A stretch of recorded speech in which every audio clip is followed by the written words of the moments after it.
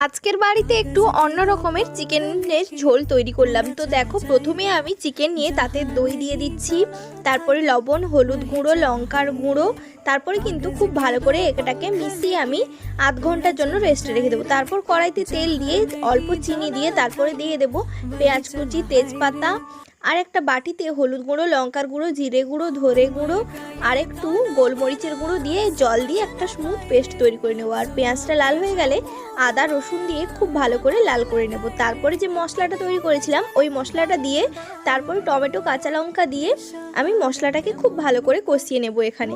তারপরে চিকেনগুলোকে দিয়ে ভালো করে চিকেনটাকে কষাতে হবে আমাদের। চিকেনটা যত ভালো করে কষাবো টেস্টটাও কিন্তু ততটাই ভালো হবে।